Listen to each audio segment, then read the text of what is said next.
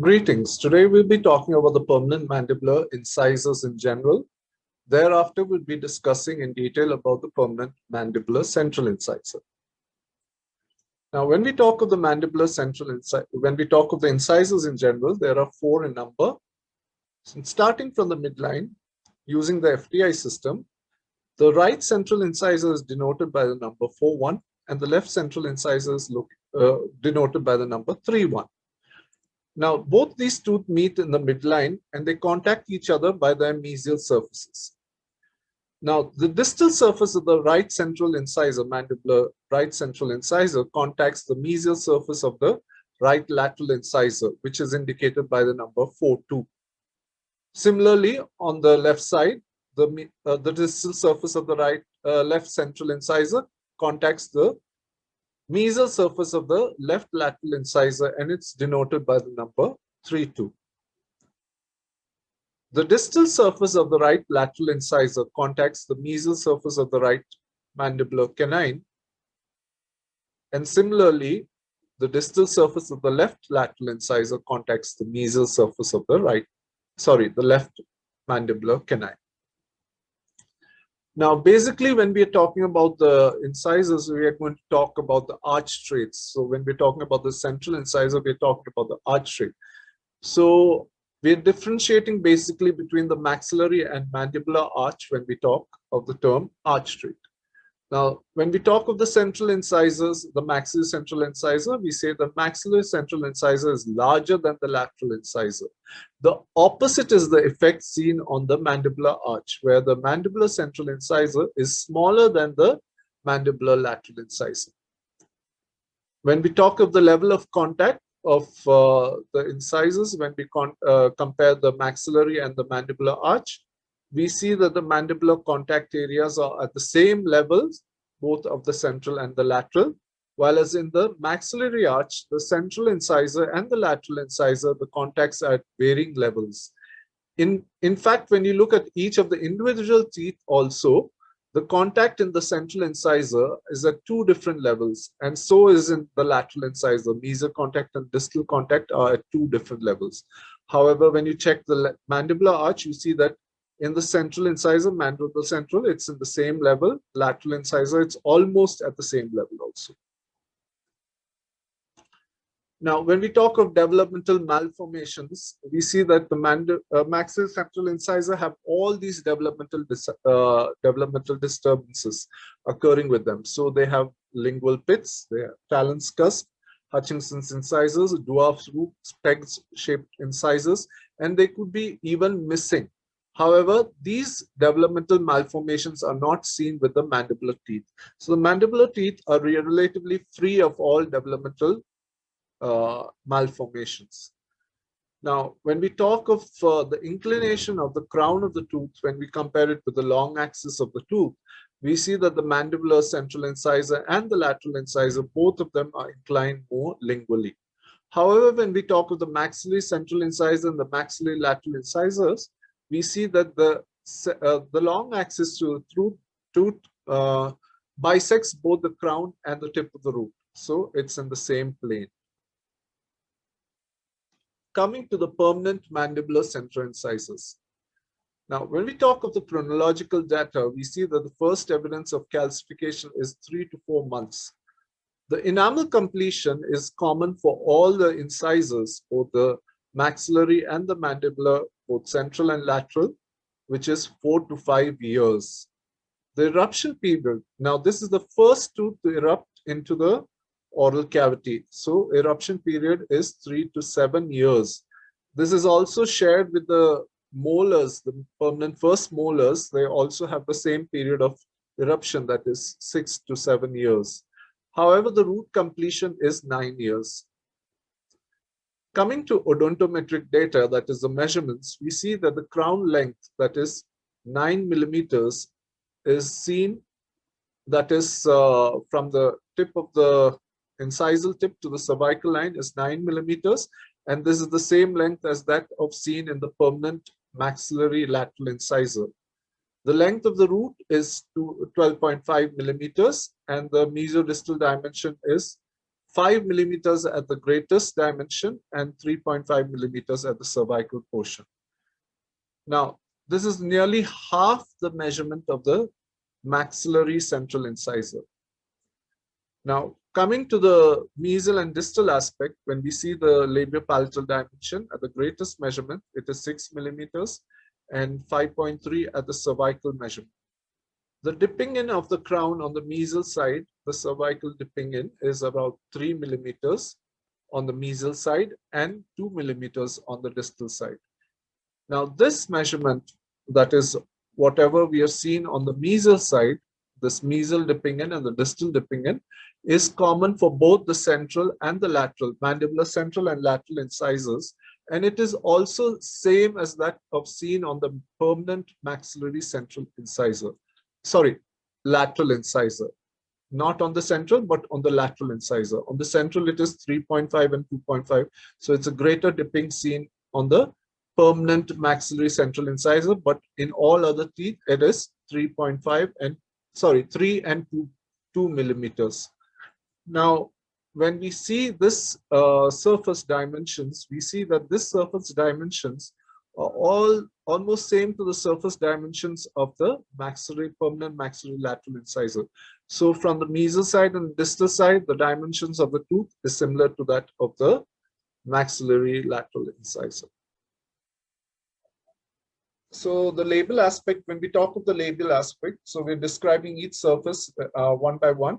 So we're comparing it with the maxillary central incisor. So when we talk of the labial aspect of the crown, we see that the incisal outline of the central incisor is straight. Now, it is the tip of the root is in the long axis. So when we talk of the long axis and the inclination of the incisal outline, it is at right angles. Now, when we talk of the mesioincisal angle and the distoincisal angle, both of them are sharp. Now, this was not the case of in the central incisor. In the central maxillary central incisor, we said that the incisal tip was straight, but it could be slightly curved also. Now, the mesioincisal angle is sharp, but the distoincisal angle of the maxillary central incisor is more curved or rounded. The mesial outline, when we talk of the mesial outline of the tooth, the mesial outline is straight down from the incisal tip, straight down for a short distance, and at the this is up to the contact area. Thereafter, it tapers equally on both sides. So it tapers from both sides equally to the cervical line. Now, when we talk of the maxillary central incisor, we see that the mesial outline and the distal outline both are slightly convex, with the distal outline being more convex than the mesial outline. Now, the contact areas on the mandibular central incisor, you can see that they're located, both are located at the same plane. So they're in the same line. While as when we talked about the contact areas in the maxillary central incisor, we saw that one was more incisally placed, the other was more cervically, but even then it is, both of them were in the incisal third of the tooth surface. Cervical outline, it is slightly convex on the mandibular central incisor, but it is prominently convex on the maxillary central incisor. The labial surface, when we talk of the labial surface, it is flat on the mandibular incisal third, and then it becomes convex from the junction of the incisal to the middle third, all the way down to tapering down. So it's narrowing down to a narrow convex area in the cervical portion of the crown. Now, this was just the opposite of what we saw in the maxillary central incisor. When we talk of the maxillary central incisor, we said that it was convex at the cervical alone, and then it was flat from the junction between the cervical and the middle third all the way to the incisal third. So all the way up to the incisal tip, it was flat. But here you can see it is convex. Both these portions are convex, and then this is flat. Here it is this portion that is convex, and the rest two are flat.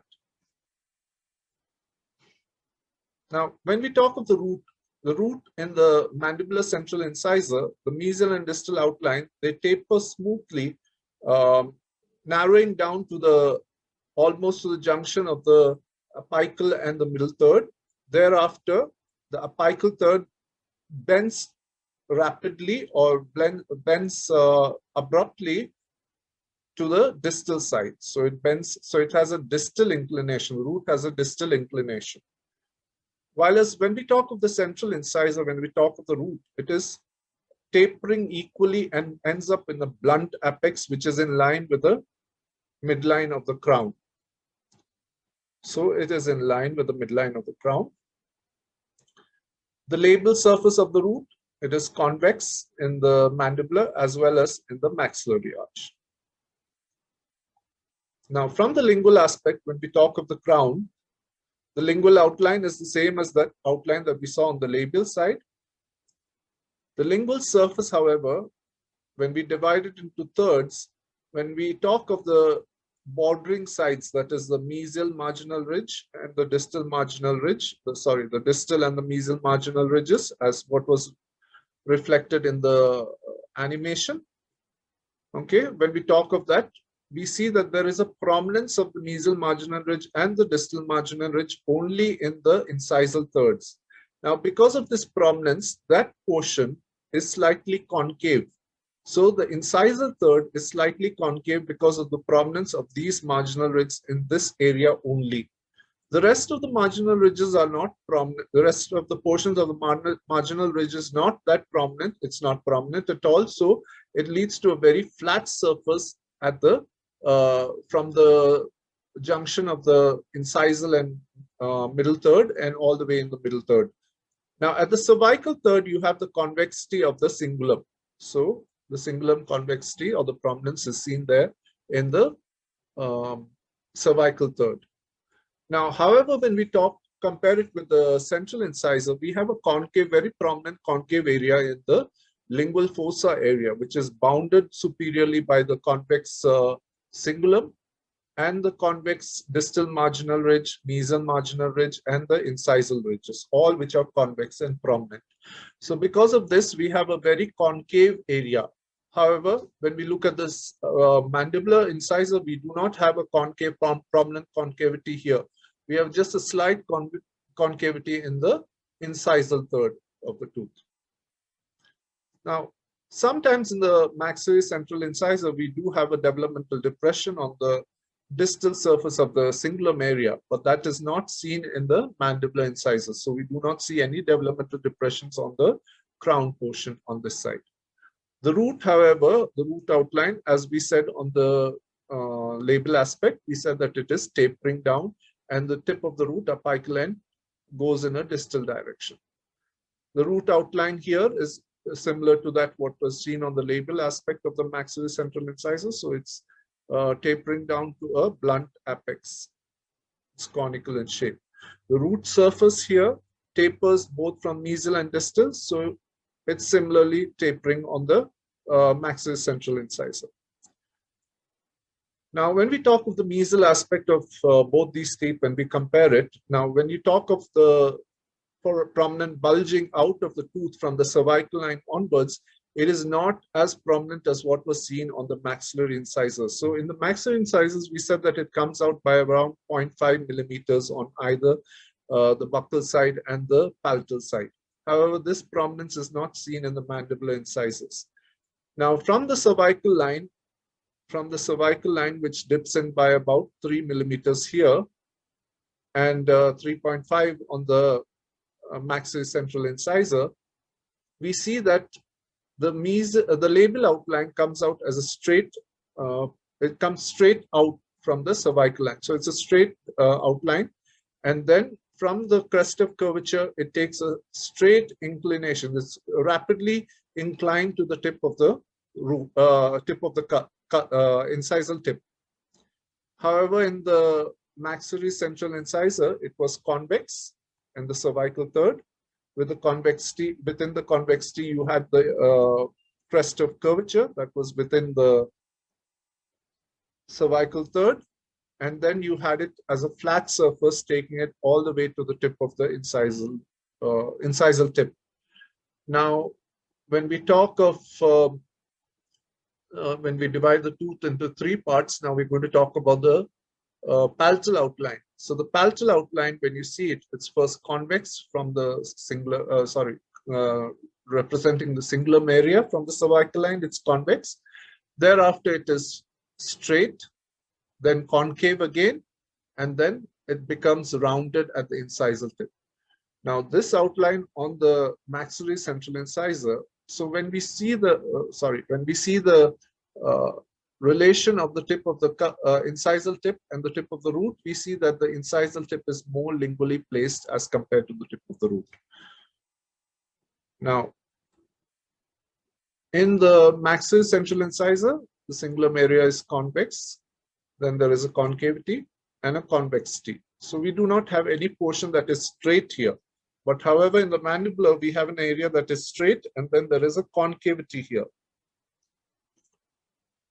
Now, when we look at the long axis of the tooth, we see that the mandibular central incisor, the maxillary central incisor from the mesial aspect, we see that it is in the same axis. So it's in the same long axis. Now, when we talk of the surfaces of the maxillary central incisors and the maxillary mandibular central incisor, we see that in the mandibular central incisor, when we divide the tooth into thirds, we see there is a convex portion in the incisal third, then a flat portion in the middle third, and a concave portion in the mandibular cervical third of the tooth from the mesial aspect. Now, when we talk of the maxillary central incisor, we see that it is completely smooth. There is no distinguishing areas such as what we are seeing in the mandibular central incisor. Now, dividing the root into thirds again, we say that the outline is relatively straight from the cervical line. And so it's relatively straight till up to the middle of the middle third. Thereafter, it tapers smoothly and sharply to the incisal tip. So incisal tip could be sharp, it could be blunt. However, when we talked of, when we spoke about the maxillary central incisor, we said that it was conical in shape. So smoothly coming all the way to the tapering from the cervical line all the way to the tip of the root with a blunt apex. The surface of the root, when we divide it again to thirds, you see just below the cervical line, there's a flat area on the mandibular central incisor. There is a broad developmental depression that is seen thereafter from the almost from the middle of the cervical third all the way to the tip of the root. There's a broad developmental depression. Sometimes at the apical third of the tooth, the depression becomes more pronounced and deeper. However, when we look at the maxillary central incisor, there is no such depression or any. The surface, mesial surface, is smooth completely. Now, when we compare the mesial and the distal aspects of the mandibular central incisor, there are a few differences. They're almost similar in aspect, both from the mesial and the distal aspects, because this tooth is bilaterally symmetrical. So you see that only differences are the cervical line. Tipping of the cervical line is 2 millimeters on the distal side, while as on the mesial side, it is 3 millimeters. Now, when we talk of the concavity on the distal side, the developmental depression on the root is more pronounced. So it's more deeper as compared to the mesial. And you may have a deep developmental groove within the distal developmental depression. Now, when we talk of the incisal aspect of this tooth, we see that this tooth is bilaterally symmetrical. So if I draw a line right through from labial to lingual side, you will see right in the center, you will see the right side and the left side are equal. So they're like a mirror image of one another.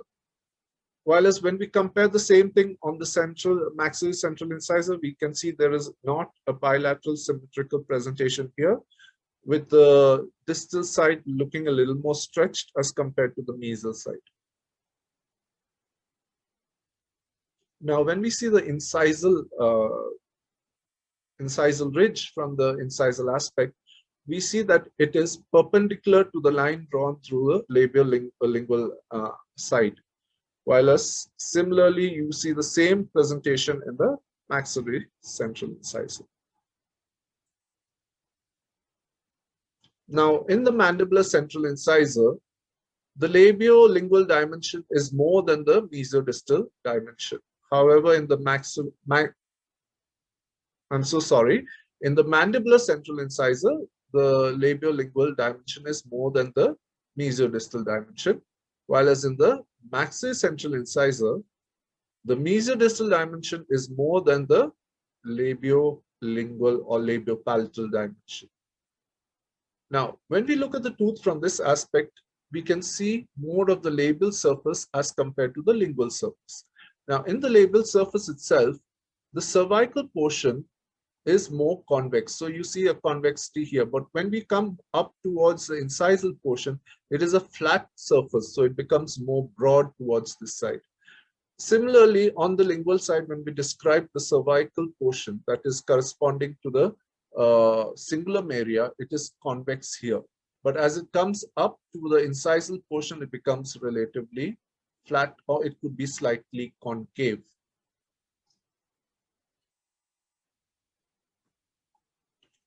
Now, when we talk of the maxillary central incisor, it is a broad convexity. Broad, it's completely broad convexity, and it also tapers towards the lingual. Now, if you look at the cingulum area, both of these teeth, you can see that in the central incisor, the cingulum is well centered, while as this in this maxillary central incisor, you can see that the cingulum is more distally placed. We shall describe this later also. So, when we talk of the cingulum here, it is well centered. And when we talk of the cingulum in the maxillary central incisor, in comparison, you see that it is more distally placed. It is more distally placed. So the mesial marginal ridge in the mandibular central incisor is equal to the distal marginal ridge in the mandibular central incisor. However, in the maxillary central incisor, the mesial marginal ridge is longer than the distal marginal ridge in the maxillary central incisor. Thank you.